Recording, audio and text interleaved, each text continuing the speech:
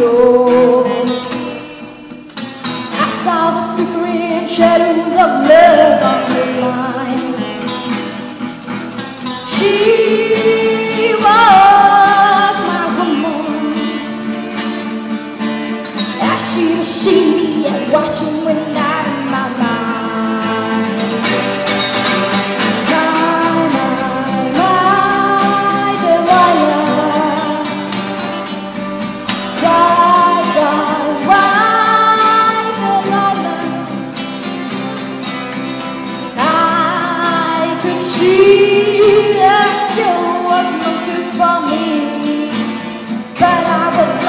A slave that no one could free.